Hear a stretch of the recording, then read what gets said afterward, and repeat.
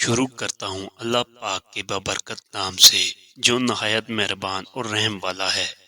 السلام علیکم دوستو، امید کرتا ہوں آپ سب خیریت سے ہوں گے اور جہاں ہوں گے خوش ہوں گے۔ سٹوری پسند آئے تو لائک اور سبسکرائب کریں۔ چلو چلتے ہیں اپنی سٹوری کی طرف۔ شادی ہو کر جس گھر میں آئی، یہ گھر کم جنات کا مسکن زیادہ لگتا تھا۔ حویلی ٹائپ یہ گھر، جس میں 2 پورشن تھے اور اس کے اوپر چھت۔ دونوں پورشن میں تقریباً 5 کمرے تھے۔ گھر کے آگے بڑا سا لان جو کہ ہریالی اور درختوں سے بھرپور تھا اور کافی خوبصورت لگتا تھا، لیکن رات کے وقت یہ بہت خوف دلاتا تھا۔ اور اتنے بڑے گھر میں رہنے والا کون؟ صرف میں، میری ساس اور شوہر، اب تیسرا فرد میں۔ اس گھر کو میں نے جنات کا مسکن اس لیے کہا کہ یہ سناٹا یہاں دن کے وقت بھی رات جیسا ہوتا تھا۔ ساس میری کم گو زیادہ تھی، کمرہ بند کر کے اپنی عبادات تسبیحات میں لگی رہتی۔ شور آفس ہوتے، میں اس گھر میں اکیلی بلا کیا شور مچاتی۔ کام والی آتی تھی، کام کر جاتی، کھانا پکانے والی بھی آتی تھی، مگر میں نے اسے ہٹا دیا۔ اگر میں کھانا بھی نہ پکاتی تو دن بھر کیا کرتی؟ بہرحال بہت جلدی مجھے احساس ہو گیا کہ یہاں ہمارے سوا کوئی نہیں رہتا۔ یہ میری بہت بڑی غلط فہمی تھی۔ کوئی تھا جو بہت پہلے سے یہاں رہ رہا تھا۔ معلوم نہیں اسے میری موجودگی پسند نہیں آ رہی تھی یا وہ مجھے اپنی موجودگی سے آشنا کرانا چاہتا تھا۔ میں سمجھ نہیں پا رہی تھی۔ بہت کچھ عجیب ہونا شروع ہو گیا تھا۔ یہ ایک دوپہر کی بات ہے، جب میں کچن میں موجود کھانا پکا رہی تھی۔ اس دن میں نے سوچا کہ آلو کے پراٹھے بنا لیے جائیں، اور میں وہی بنانے میں مصروف تھی جب کسی کی آہٹ کی آواز پہ میں نے پیچھے مڑ کر دیکھا تو توقع کے مطابق میری ساس تھی۔ جی امی، کچھ کام ہے آپ کو؟ میں نے پوچھا تو کہنے لگی، مجھے تو گوشت پکا دو، میں نہیں کھاؤں گی یہ۔ میں نے کہا، جی امی پکا دیتی ہیں۔ وہ کچن سے چلی گئیں۔ ایک دم مجھے خیال آیا کہ انہیں کیسے پتا کہ میں اس وقت گوشت نہیں پکا رہی، سبزی بنا رہی ہوں، کیونکہ میں نے انہیں بتایا ہی نہیں تھا۔ میری ساس پکانے کے معاملے میں نہ پوچھتی تھی نہ بولتی تھی، جو پکا لو کھا لیتی تھی۔ خیر، انسان ہے، گوشت کا دل چاہ رہا ہوگا۔ میں نے دل میں آتے ہی وہم کو جھٹکا اور فریج سے گوشت نکال لیا۔ پکانے کے بعد میں کھانا ٹرے میں سجا کر لے گئی، اپنے لیے پراٹھے اور ان کے لیے گوشت۔ وہ دیکھ کر کہنے لگی، میں بھی آلو کے پراٹھے ہی کھا لیتی۔ میں نے کہا، آپ انہیں تو کہا تھا گوشت کھانا ہے۔ انہوں نے حیرت سے میری طرف دیکھا۔ میں نے کب کہا ایسا؟ ان کے پوچھتے پر میں نے حیران ہو کے بتایا کہ آپ نے کچن میں آ کر کہا تھا کہ گوشت پکا دو۔ وہ مسکرانے لگی اور بولی، یہ گوشت کی پلیٹ اوپر منزل کی سیڑھیوں میں رکھا ہو۔ میں نے سوال کرنا چاہا تو انہوں نے انگلی رکھ کر منہ پہ خاموش رہنے کا کہہ دیا۔ میں سمجھ چکی تھی کہ معاملہ کچھ اور ہے، چنانچہ چپ چاپ پلیٹ اوپر والی سیڑھیوں پہ رکھ آئی، اور حیرت کی انتہا نہ رہی اس وقت جب یہ پلیٹ شام کو مجھے خالی ملی۔ اوپر تو کوئی رہتا ہی نہیں ہے، کھانا کس نے کھایا؟ وہ جو کوئی بھی تھا، یہ میری اور اس کی پہلی ملاقات تھی، اور میرے ساتھ ہونے والے عجیب واقعات کی شروعات یہی سے ہوئی تھی۔ اس کے بعد میں ساس کے بنا کہے اکثر جب بھی گوشت بناتی ایک پلیٹ اوپر منزل کو جانے والی سیڑھیوں پہ رکھ دیا کرتی۔ کبھی کچھ مٹھائی بناتی تو وہ بھی رکھتے تھی، پھر پلیٹ خالی ملا کرتی تھی۔ میں سمجھ چکی تھی کہ یہاں جنات ہیں، بہرحال ہمیں کوئی نقصان نہیں دیتے تھے، بس کچھ عجیب واقعات ہوتے رہتے۔ کبھی کسی بچے کی رونے کی آواز آتی، کبھی ایسا لگتا بہت ساری لڑکیاں آپس میں مل کر ہنس رہی ہوں، کبھی لگتا کوئی عورت میرے پیچھے سے گزری ہے۔ کچھ زیادہ حیران کن بھی ہو جاتا۔ ایک دفعہ یوں ہوا کہ نہانے میں چلی گئی، اس وقت میری ساس سو رہی تھی، اتنے میں دروازے کی گھنٹی بج گئی۔ یا اللہ، کون آ گیا اس وقت؟ بہرحال کپڑے پہن کر باہر نکلتی تھوڑی سی دیر لگی۔ باہر آئی تو دیکھا میرے شوہر صوفے پر بیٹھے تھے۔ اب یہاں اس وقت؟ میں نے حیرانگی سے پوچھا۔ اس سے زیادہ حیرانی سے انہوں نے مجھے اور پھر اپنے پیچھے مڑ کر دیکھا اور پریشان ہو کر بولے، اگر تم یہاں ہو تو جس نے دروازہ کھولا وہ کون تھی؟ میں نے حیرت سے پوچھا تو کہنے لگے کہ دروازہ بھی تم نے کھولا اور باتھ روم سے نہا کر بھی تم آ رہی ہو۔ میں تو اس لیے جلدی گھر آ گیا کہ میری آج طبیعت ٹھیک نہیں۔ میں نے انہیں بتایا کہ دروازہ میں نے نہیں کھولا۔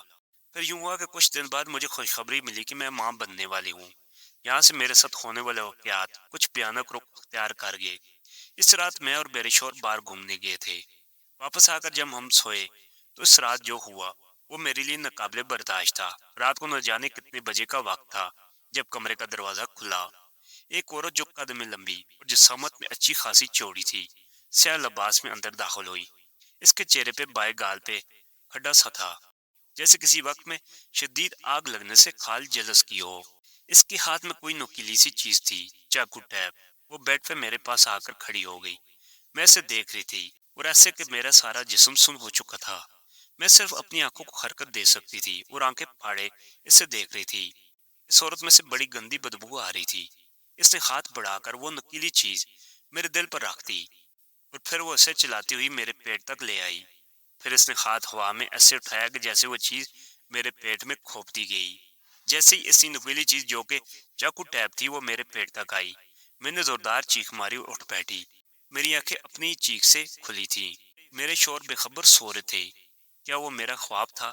میں نے سوچا، مگر نہیں، یہ خواب نہیں تھا، کیونکہ کمرے کا آدھا کھلا دروازہ جو کہ میں نے رات کو لاک کر کے سوئی تھی اور کمرے میں پھیلی شدید نگوار بو اس بات کی گواہی دے رہی تھی کہ جو کچھ ہوا محض خواب نہیں تھا۔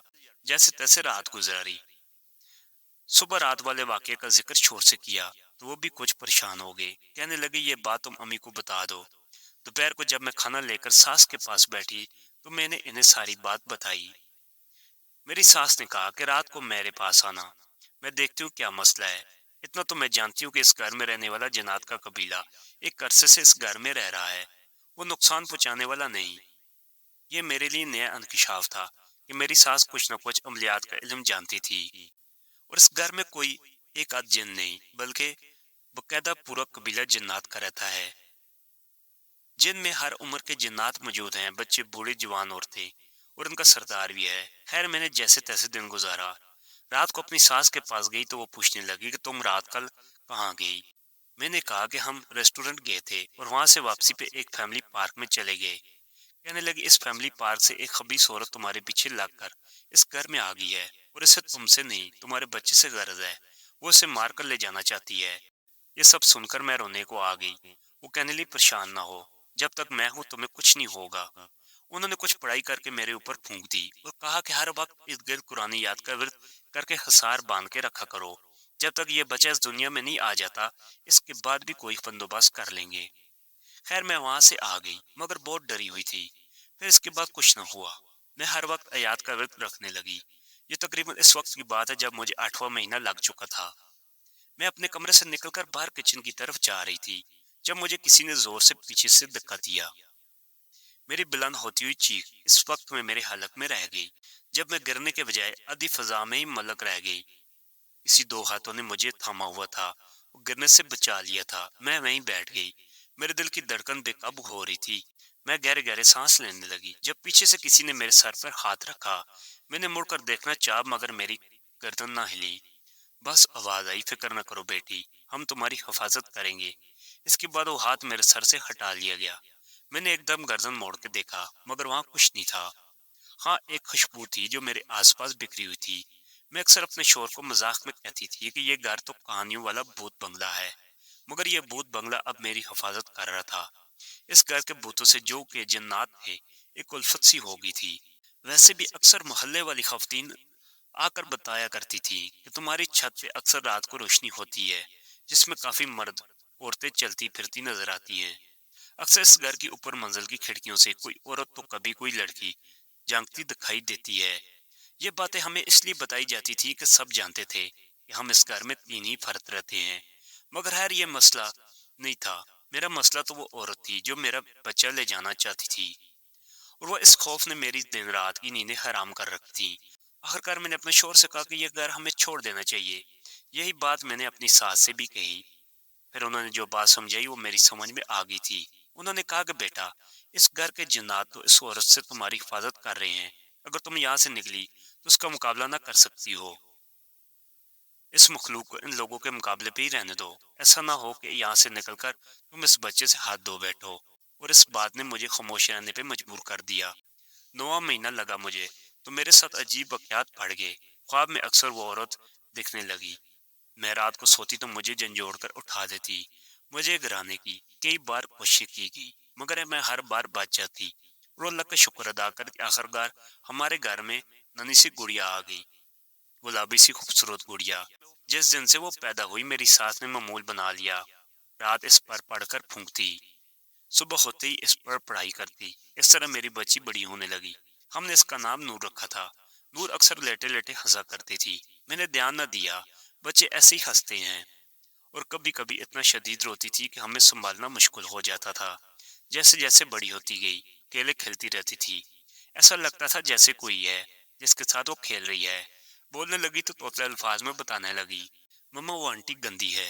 मुंह बसूरते हुए बताती, कौन सी आंटी? मैं जब भी पूछी तो किसी एक कोने की तरफ इशारा कर देती वो आंटी। और मेरे देखने पर मुझे कुछ नजर ना आता। और कभी कहती कि मेरे दोस्त मुझे खेलने बुला रहे हैं, और फिर उठकर चल देती।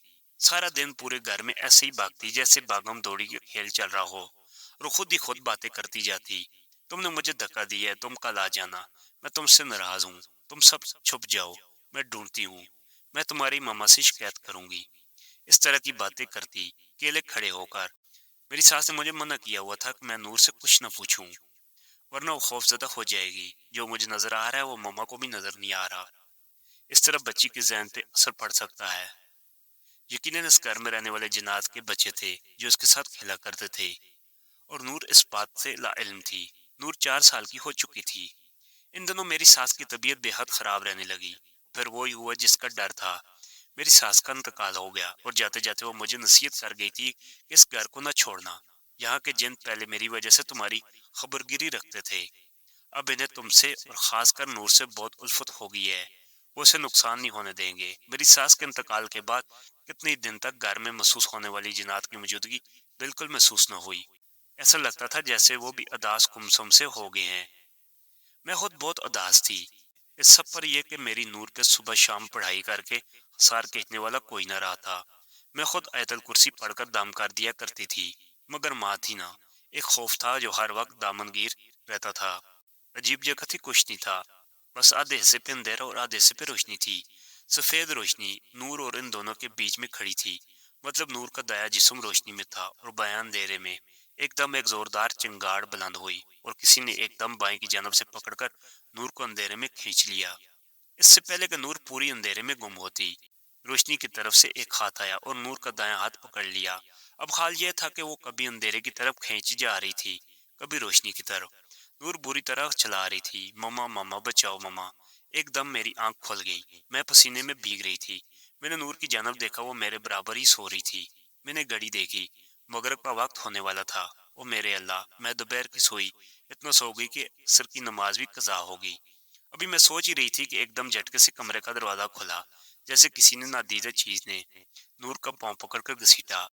नूर धड़म से बेड से नीचे खींची हुई गिर गई। मेरी चीखें निकल गईं। इससे पहले कि मैं नूर को पकड़ती, किसी ने इसकी टांग पकड़कर खींची, और अब वो जमीन पर घसीटती हुई कमरे से बाहर जा रही थी। वो इसे घसीट रहा था, और नूर बुरी तरह चिल्ला रही थी। मैं नूर के पीछे भागी। अब वो सहन में आ चुकी थी। अब हाल ये था कि नूर आगे घसीटी जा रही थी और रोती जा रही थी। इसकी टांग हवा में मलक थी। इसके पीछे मैं भाग रही थी। फिर ऐसा लगा जैसे किसी चीज से टकरा गई हो, या कोई चीज मुझे मारी गई हो। मैं धड़ाम से जमीन पर गिरी। मेरी बंद होती आंखों ने जो कर आखिरी मंजर देखा, मेरी नूर जमीन पर घसीटती हुई लान में खुले वाले दरवाजे की तरफ जा रही थी। इसके बाद मेरी आंखें के आगे अंधेरा छा गया। मैं भागती जा रही थी, भागती ही जा रही थी। मेरे पैरों में नुकीले पत्थर चुभ रहे थे। न जाने कैसी जगह थी। अंधेरे के सिवा कुछ नहीं था। पैरों से स्याह मदा बह रहा था, चिकना चिकना, शायद खून था। मगर मुझे परवाह नहीं थी। इस वक्त मेरे दिमाग पे सिर्फ नूर सवार थी। नूर नूर, हाय कोई मेरी बच्ची को ला दे। मैं चीखती चिल्लाती इधर से इधर भाग रही थी। भागते भागते एक जगह रुक गई। मेरी नूर मुझसे बहुत दूर लेटी हुई थी। मैं गिरते पड़ते इसके पास पहुंची। नूर, मैंने इसे हिलाया, कोई हरकत ना हुई। नूर, मैंने नाक के पास खाद ले जाकर सांस चेक की, सांस बंद थी। मेरा दिल बंद होने लगा। नूर, मैं इसे बुरी तरह झंझोड़ने लगी। मम्मा, एकदम आवाज उभरी। मैंने सर उठाकर देखा, नूर के जिस्म से कुछ फासले पे ही नूर खड़ी थी। मैं हैरान इसे देख रही थी कि नूर के पीछे से वही औरत निकली जो इससे ले जाना चाहती थी। फिर अचानक ऐसे नूर को दबोचा और अंधेरे में गुम हो गई। नूर नूर, मैं पूरी कोशिश से चिल्लाई। फिर भागना शुरू कर दिया। दूर कहीं बहुत दूर से नूर की आवाज आ रही थी, मम्मा मम्मा। एकदम मेरा पाँव मुड़ा और मैं किसी गहरी खाई में जा गिरी। इसके साथ ही मेरी आंखें खुल गईं।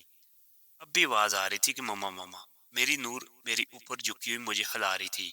मम्मा उठे। मैंने हैरत से इसे देखा और अपनी बाहों में भर लिया। मुझे ऐसा लग रहा था कि जैसे मेरी बंद हुई सांसें बहाल हो गई हों।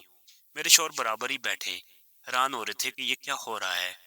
वो लाजमी बात थी कि सारे वाकयात से अनजान थे। इनके कहने के मुताबिक जब मैं घर आया तो नूर बाहर लान में खेल रही थी, और तुम किचन के पास बेहोश मिली थी। जबकि घर का बैरूनी दरवाजा बंद था और लाक नहीं था। जो कुछ हुआ, नूर ने हमें अगले दिन अपने टूटे फूटे अल्फाज में बताया था कि जो कुछ इससे समझ आया था। वो बताती है कि वो कुछ गंदी आंटी थी जो मुझे डराने आया करती थी। वो मुझे ले जा रही थी। तब वो अंकल आए जो ऊपर वाले घर में रहते हैं। फिर वहां लड़ाई हुई थी। फिर इस गंदी आंटी को आग लगी थी। अंकल ने मुझे प्यार किया और कहा मम्मा से कह देना कि वो औरत मर गई है। मम्मा मम्मा ये मरना क्या होता है? नूर बात बताने के बाद मुझसे पूछ रही थी, बेटा जो मर जाता है वो कभी वापस नहीं आता। नूर को जवाब देते हुए मेरे अंदर सुकून उतर गया था। ये जानकर के वो मर गई थी। मेरे शोर भी इस सारे वाकयात पे हैरान थे। हमने अल्लाह का शुक्र अदा किया और अगले 2-3 दिन में बहुत सारा मीठा और खाना बनाकर ऊपरी मंजिल पर रख दिया। ये हमारी तरफ से शुक्रिया था जिसे उन्होंने कबूल कर लिया। आज भी मोहल्ले की औरतें बताती हैं तुम्हारे घर की ऊपरी मंजिल पे रातों को लोग दिखाई देते हैं। ये भूत बंगला है, इसे छोड़ दो। मगर मैं इस भूत बंगले को कभी नहीं छोड़ूंगी, क्योंकि मुझे और मेरे शोहर और बेटी उस भूत बंगले से और यहाँ के भूतों से बेहद प्यार है।